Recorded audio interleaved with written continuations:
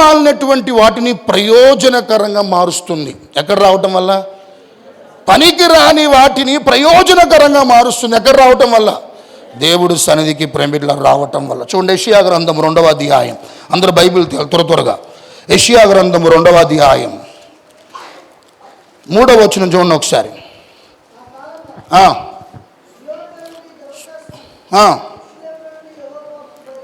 Okay. జనములు గుంపులు గుంపులుగా వచ్చి యాకోబు దేవుని మందిరమునకు, యెహోవా పర్వతమునకు మనం వెళ్దుము రండి.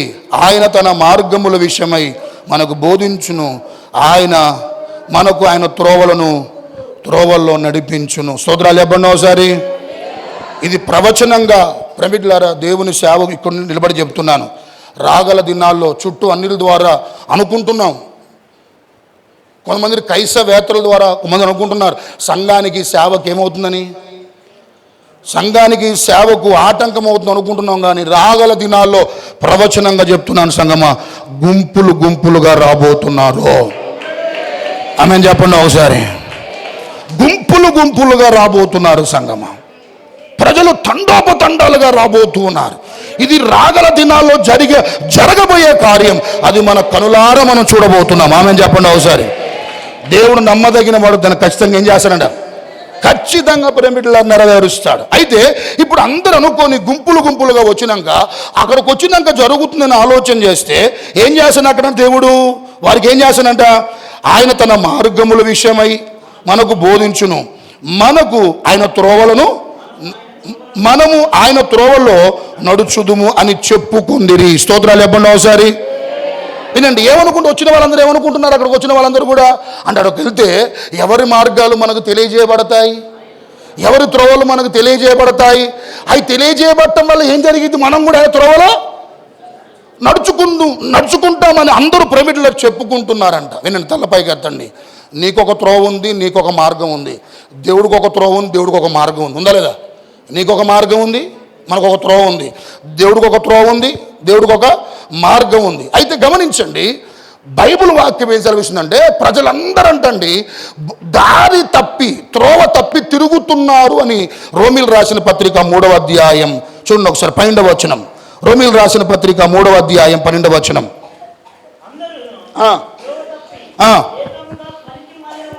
ఎట్టేరంటే అందరూ త్రోవ తప్పి ఏమేరంటే బిరుదు, అక్కడ మంచి డాక్టరేట్ బిరుదిత్తండు. త్రోవ తప్పి అందరూ తిరగటం వల్ల అక్కడ పనికి మాలిన వారు అయిపోయారంటండి. చాలండి, ఏమైపోయారంటే అందరూ బొత్తిగా త్రోవ తప్పి ఏమయ్యారంటమ్మా? చెప్పాలి, అందరూ చెప్పండి. మనలో కొన్నిసార్లు పనికి మాలినవాడు అంటాం. ఎప్పుడంటాం? విసిగిచ్చినప్పుడు పనికి మాలదా అని అంటాం. భార్యను కానీ పిల్లలు కానీ ప్రేమికులారా పనికి మాలినవాడు అంటాం కోపం వచ్చినప్పుడు. అందరూ ద్రోవ తప్పి తిరగటం వల్ల దేవుడు అంటున్నాడు అందరూ ఏకముగా ఏమైపోయారంట? పనికి మాలినటువంటి వారిగా తయారైపోయారు. హల్లెలూయా. గమనించండి, ఇప్పుడు పనికి మాలినటువంటి వారిని దేవుడు ప్రేమికులారా తన సన్నిధికి తీసుకొచ్చి వాక్యం వినిపించడం వల్ల గమనించండి, ఆయన త్రోవలో నడిచే కృప దేవుడు మనకు అనుగ్రహిస్తున్నాడు. గట్టిగా చప్పలు కూడా దేవుడు నామాన్ని మహిమపరుద్దాం.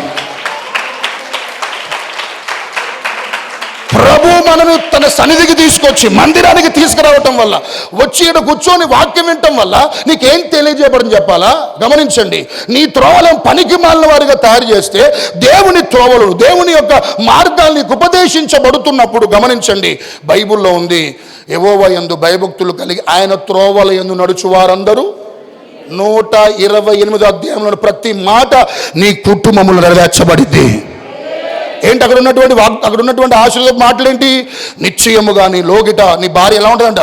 ఫలించు ద్రాక్ష వల్లి వల్ల. ఇంకా నీ భోజన బల్ల చుట్టూ ఎట్టుంటారంట? పిల్లలు ఒలివ మొక్కల వల్ల. నిశ్చయముగా నీ చేతుల్లో కష్టార్జితం ఏం చేస్తావు? నువ్వు అనుభవిస్తావు. నీ పిల్లలు చూస్తావు అని మాటలు శ్రేష్టమైనటువంటి ఆశీర్వాద వచనాలు ఎవరికి చెప్పాలా?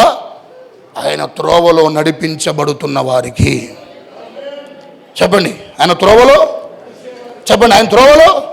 సాతాను ప్రేమికులారా వారు త్రోవల గుండా తీసుకొని వెళ్ళి అన్యులు రానివ్వట్లే. ఓకే, సాతాను గుడితనమును కలుగజేసి అన్యులు ఏం చేయనివ్వట్లేదు? దేవుడు త్రోవలు రానివ్వట్లేదు. కానీ విచిత్రం చెప్పాలా ప్రేమికులారా, కొంత బాధ కలిగించే విషయం చెప్పాలా?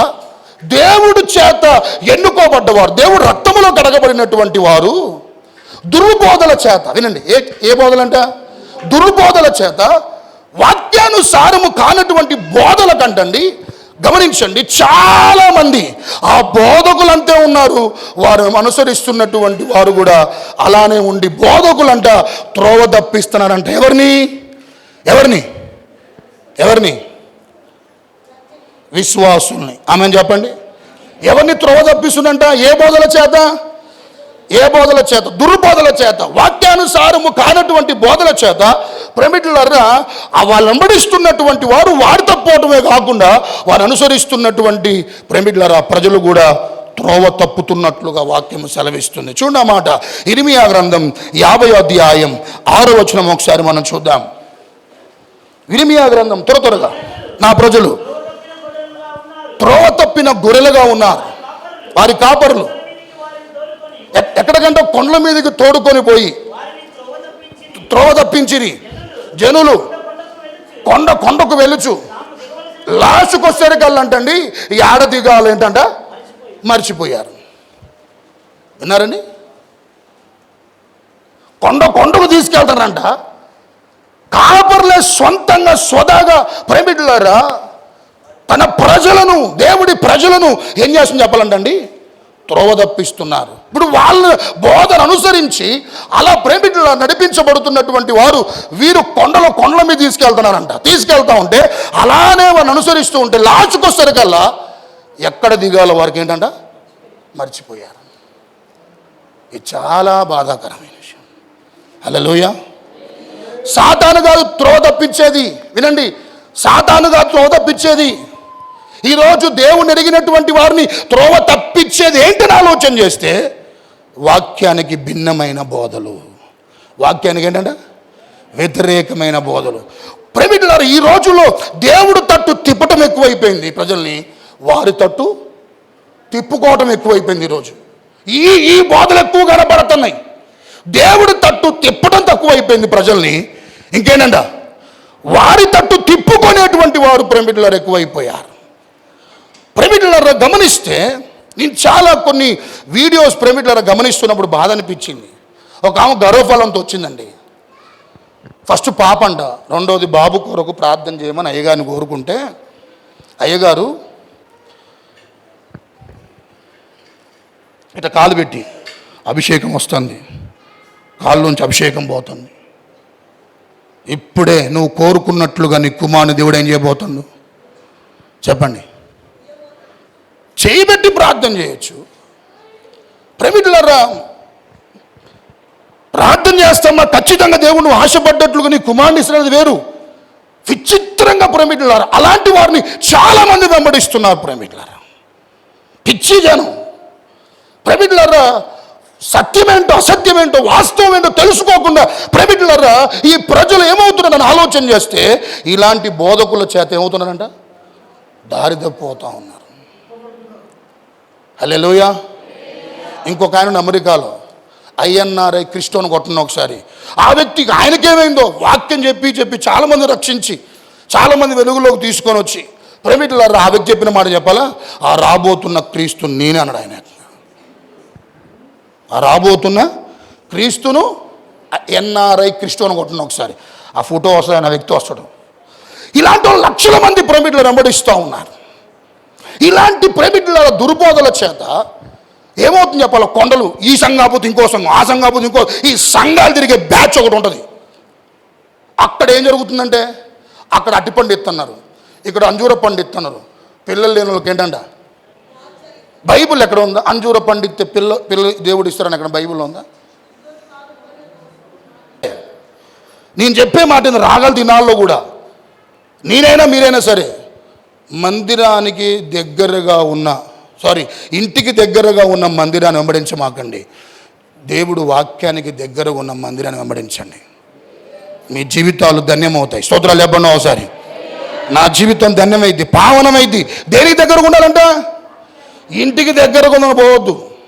ఏనంట వాక్యానికి ఏ మందిరం దగ్గరగా ఉందో ఆ మందిరాల్లో మీరు కట్టబడితే గమనించండి, నిజంగా అక్కడ ఆ బోధ ప్రేమికులారా అపోస్తుల బోధ కానీ కనపడితే అపోస్తుల బోధ అంటే ఏంటి తెలుసుగా మీకు? అపోస్తుల బోధ ఏంటి చెప్పండి.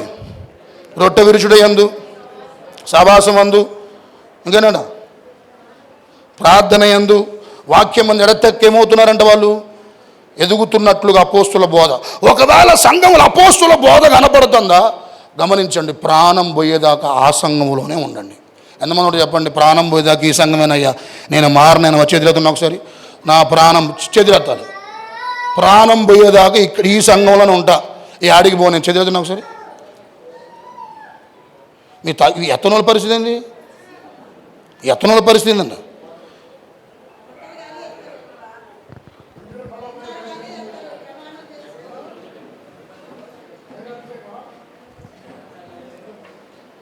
దుర్బోధలకు ప్రేమిట్ల సాతాను వాళ్ళు డ్యామేజ్ అవ్వట్లేదు. వినండి, సంఘం ఏంటంటే అన్ని వాళ్ళు డ్యామేజ్ అవ్వట్లేదు. ఇగో ఇలాంటి దుర్బోధల వల్ల కొండల మీద తీసుకెళ్ళి ఆఖరికంట ఏది నిజమైన సంఘమో ఏదేంటంట కరెక్ట్ బోధ అర్థం కాకుండా కన్ఫ్యూజ్ అయిపోయి నరకానికి పోతున్నాను కట్టుకొని. ఫస్ట్లో ఇది జరిగేది మందిరంలో, కానీ ప్రార్థన చేశా, దేవుడు అద్భుతంగా ప్రేమికులారా, అప్పుడంటే అంత మిడిమిడి జ్ఞానం, ఇప్పుడైతే ప్రేమికులారా దేవుడు వాక్యం ప్రేమికుల చక్కగా మీ అందరికీ తెలియజేయడం వల్ల, సంఘమంతా ప్రార్థించడం వల్ల ఒక తాటి మీదకి వచ్చి ఈరోజు చెప్పాలా, చక్కగా సంఘములో నాటబడుతున్నారు, వర్ధిల్లుతున్నారు. ఆమేన్ చెప్పండి ఒకసారి, ఇంకొంచెం బిగ్గరగా హల్లెలూయా. ప్రేమికులారా, అలా మనం జీవిస్తే, అలా మనం బ్రతికితే, చెప్తున్నాను గమనించండి ప్రేమికులారా, నా జీవితంలో మనం పరలోకానికి వెళ్ళే మార్గం ఏదైతే ఉందో అపోస్తుల బోధ ఖచ్చితంగా మనకంటూ ఒక గమ్యం, ఒక గురికి మనల్ని ఏం చేస్తారంటే ఆ వర్తమాన ఉపదేశాల అలాంటి ప్రేమికుల వాక్యాలు మనం వింటే పరలోక రాజ్యానికి మనం వెళ్ళగలిగే ఆ మార్గంలో ఏం చేస్తారని మనల్ని నడిపిస్తారు. ఆమేన్ చెప్పండి ఒకసారి. ప్రేమికులారా, పనికి మాల జీవితం ఒకవేళ ఇది ఉంటే, బైబిల్లో ఒక సందర్భం తెలుసు, ఎండిపోయినటువంటి కర్ర ఏమైందంటమ్మా, మందిరం కోసం ఏమైందంట, మందిరానికి వచ్చి ప్రేమికులారా ఎండిపోయిన కర్ర తెల్లారి కల్లా ఏమైంది చెప్పండి, ఏమైందంట, చిగురించి కాయలు కాసి బాదం చెట్టు అయిందంటండి. దేవుడు సన్నిధి ప్రేమికులారా దయచేసి గమనించండి, పనికి మాలిన జీవితాలు వీరెందుకు పనికి రాడు అని ఒకవేళ ముద్ర వేశారు ఇంట్లో పిల్లల ప్రవర్తన బట్టి. సమాజంలో అలాంటి ఒక ముద్ర ఉందా? కుటుంబంలోని పిల్లలు వీరికి ప్రయోజకులు ఎవరు అని ఒకవేళ ఎవరైనా అంటుంటే నీ కుటుంబానిగా నిన్ను కానీ దేవుడు సన్నిధికి వచ్చి దేవుడు మాటలు వినటం వల్ల పనికి రానటువంటి నిన్ను ప్రయోజకులుగా దేవుడు చేస్తాడు, దీవెనకరంగా దేవుడు చేస్తాడు, ఆశీర్వాదకరంగా దేవుడు చేస్తాడు. వచ్చిన మీ అందరూ ఒకటి, ఆజ్ఞను మనం ఏం చేస్తున్న వారు మందిరానికి వస్తే నెరవేర్చిన. రెండోది ఏంటంట, పనికి మాలినటువంటి వారిని, పనికి రానటువంటి వారిని ప్రయోజకులుగా చేసేది ఏంటంట, దేవుని సన్నిధి. ఆమేన్ చెప్పండి ఒకసారి. మిమ్మల్ని అందరినీ దేవుడు ప్రయోజకులుగా రాగల దినాల్లో మీ పిల్లల్ని దేవుడు దీవించునుగాక. అట్లా జరగాలంటే ఏం చేయాలి మనం పిచ్చి ఉండాలి దేని మీద, సంతోషం. మందిరాన్ని పోతాను అని నీరసం కాదు. ఒక మంది తెలుసా, ఇక ఆదివారం వచ్చిందంటే ఎక్కడ నేను నీరసం, ఇక మందిరానికి పోవాలి, ఇక 3 గంటల సేపు కూర్చోవాలి, నెత్తి మీద ఏంటంట బరువు పెట్టినట్టు. అట్లా నొత్తంటే దయచేసి దానివల్ల ప్రయోజనం ఏం లేదు. సంతోషంగా రా, నా జీవితాలు దీవెనకరంగా దేవుడు చేస్తాడు. ఆమేన్ చెప్పండి ఒకసారి. ఆశీర్వాదకరంగా దేవుడు చేస్తాడు. పనికి మాలినటువంటి వారిని ప్రయోజకులుగా చేసేది ఏంటంటే దేవుని సన్నిధి. ఇప్పటి వరకు దేవుని సన్నిధిలో మనం అందరం నీకంటూ దేవుడి సన్నిధి గురించినటువంటి ఆలోచనలు ఒకవేళ ఇప్పటి వరకు చులకనంగా చూసావా, ప్రభుని అడుగుదాం, క్షమించమని అడుగుదాం. ఇటు మాట అందరి వెనుకల్లో ప్రభు దీవించి ఆశీర్వదించునుగాక. ఆమేన్. అందరం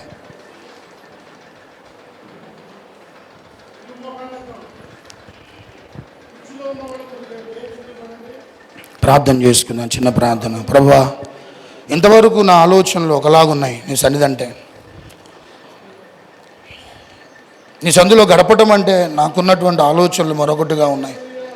కానీ ఈరోజు చక్కగా దావీదు ఎలా అయితే ప్రభువా జనులు మందిరానికి వెళ్తారన్నప్పుడు దావీదు హృదయం సంతోషించినట్లు ఈరోజు మేము సంతోషించలేకపోతున్నాం.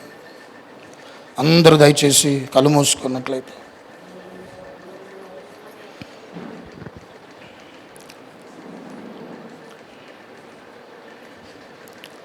నువ్వు మందిరానికి రావటం వల్ల దేవుడు ఆజ్ఞ నెరవేరుస్తున్న దానిగా నువ్వు ఉంటున్నావు. సోదరుడా, దేవుడు ఆజ్ఞ నెరవేరుస్తున్న వాడిగా ఉంటున్నావు. రెండవది, పనికి మాలిన నిష్ప్రయోజనంగా ఉన్నటువంటి పరిస్థితులు ప్రయోజనకరంగా దేవుడు మారుస్తాడు. నీ పరిస్థితులు మారుస్తాడు, నీ పిల్లల్ని మారుస్తాడు, నీ స్థితిగతులు మారుస్తాడు. ఎండిపోయినటువంటి కర్ర, దేనికి ఉపయోగపడని కర్ర ఏ విధంగా ప్రేమికులారా ఆశీర్వాదకరంగా మార్చబడిందో. అందరూ త్రోవ తప్పి ఏకముగా పనికి మాలిన వారు అయ్యారని రోమిలు రాసిన పత్రికలో పౌలు అన్నాడు. అలాంటి మనందరినీ ప్రభు ప్రేమికులారా తన సన్నిధికి తీసుకొని వచ్చి తన ఉపదేశాలు, తన మాటలు మనకు నేర్పించి, సంగమా రాగల దినాల్లో గుంపులు గుంపులుగా వచ్చే కార్యాలు ప్రభు చేయబోతున్నాడు. జకర్యా గ్రంథంలో ఒక మాట ఉంటుంది, యూదుడు చెంగు 10 మంది పట్టుకొని మందిరానికి వస్తారన్న మాట. రాగల దినాలు ఇలాంటి కార్యాలు జరుగుతాయి. అంత గొప్ప దేవుని సన్నిధిని ప్రేమికులారా ఈరోజు ఎలా చూస్తున్నాం? నీ వైఖరి ఎలా ఉంటుంది? నీ విధానం ఎలా ఉంటుంది? నడుచుకునే అనుభవాలు ఎలా ఉంటున్నాయి? ఒక్కసారి దయచేసి ప్రభు క్షమించు నాయన, క్షమించయ్యా, క్షమించు. భయపెట్టేదయ్యా మా స్థితిని, మా దౌర్భాగ్యతను, మా బలహీనతలను, మా అపరాధములను ప్రభువా నీ సన్నిధిలో మేము చేస్తున్నవి అవి తప్పు అని మమ్మల్ని భయపెట్టించేదయ్యా నీ సన్నిధి. అలానే ఆదరించేది కూడా అయ్యా నీ సన్నిధి.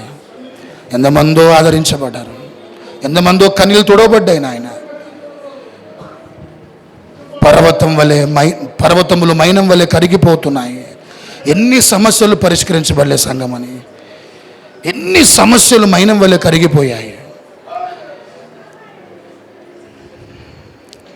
ఆఖరిగా పరలోకానికి వెళ్ళాలన్నా సంఘము చాలా ప్రాముఖ్యం. సంఘమా క్రైస్తవుడు, ఇదే గవిని, ఇదే గేట్ ప్రేమికులారా. అయితే ఆ సంఘాల్లో ప్రభు మాత్రమే గణపరచబడుతూ ఉండాలి. రెండోది, పరిశుద్ధాత్మ అనుభవాలతో నింపబడుతూ ఉండాలి. ఒక సమర్పణ కలిగినటువంటి ప్రేమికులారా, సమర్పణ కలిగినటువంటి సేవకుల యొక్క సావాసములు ఎదుగుతూ నడిపించబడాలి. సేవకులు మందిరంలో కొన్నిసార్లు తన వర్తమానం ద్వారా గద్దిస్తాడు, ధైర్యపరుస్తాడు, ఆదరిస్తాడు, హెచ్చరిస్తాడు. ఫిలిప్పీలు రాసిన పత్రికలో పౌలు అంటాడు, ఈసారి వస్తే బెత్తముతో వస్తానంటాడు పౌలు. ఫిలిప్పీ సంఘము హెచ్చరిస్తాడు 4:21. సంగమా, అందరం దయచేసి ప్రభువా ఇప్పటి నుండి నా ఆలోచన విధానం మార్చుకుంటా, నా ప్రవర్తన మార్చుకుంటా, నా వైఖరి మార్చుకుంటా అయ్యా.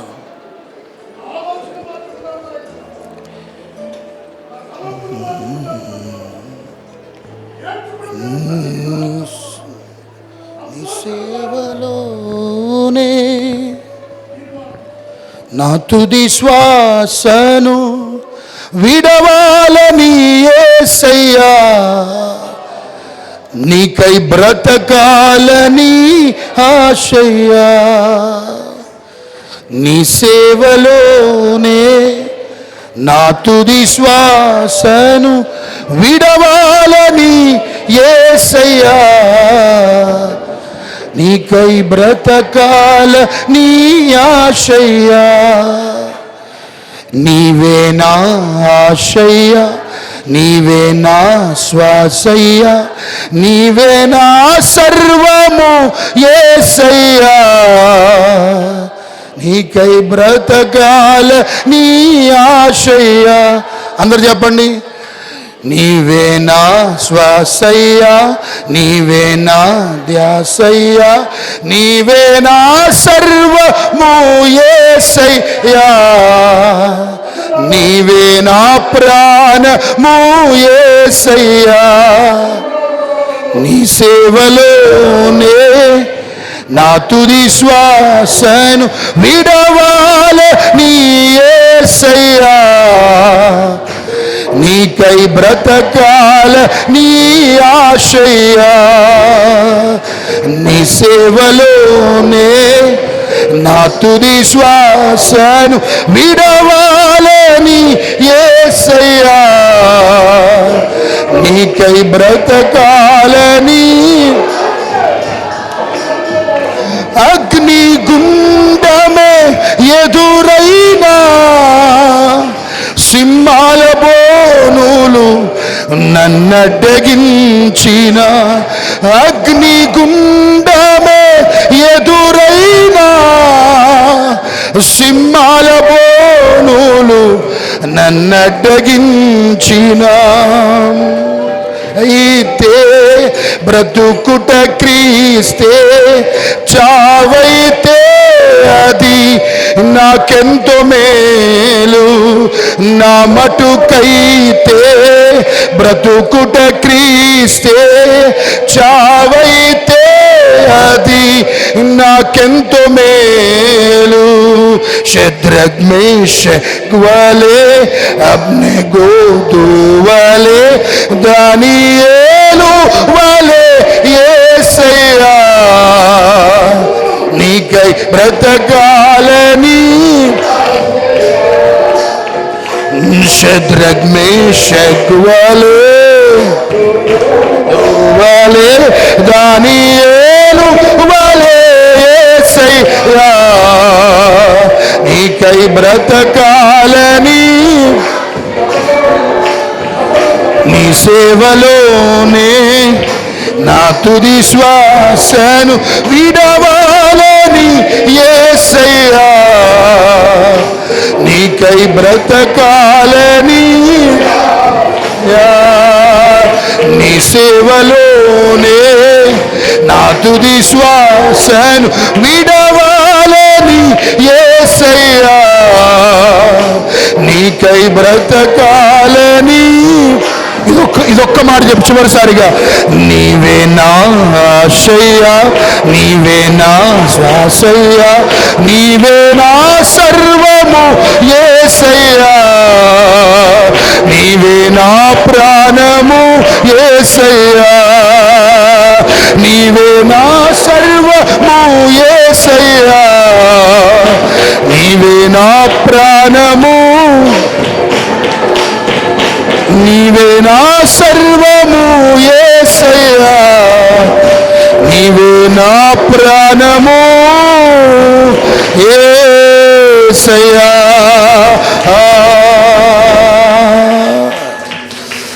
ఈ మాటలు మనందరి వెనుకల్లో ప్రభు స్థిరపరచునుగాక, మనందరి జీవితాలకు అద్భుతాలు జరిగించునుగాక. ఇక మీదట సంతోషముగా మందిరమునకు వచ్చుదుముగాక, మందిరములో సంతోషముగా గడుపుదుముగాక, సంతోషముగా స్తుతించుదుముగాక, సంతోషముగా ప్రభు మాటలు వినగలిగే అనుభూతులు మాకందరికీ కలుగునుగాక.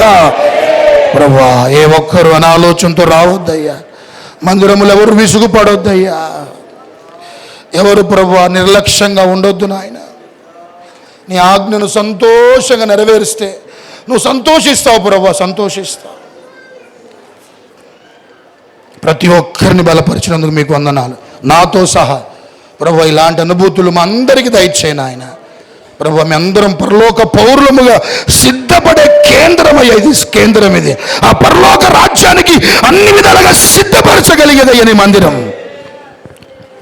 ఇలాంటి అనుభూతులు మా అందరికీ దయచేసి నాయన, ప్రతి ఒక్కరు ఈ మాటలు నెరవేర్చమని యేసుక్రీస్తు నామములో అడిగి వేడుకుంటున్నాను మా తండ్రి, ఆమేన్.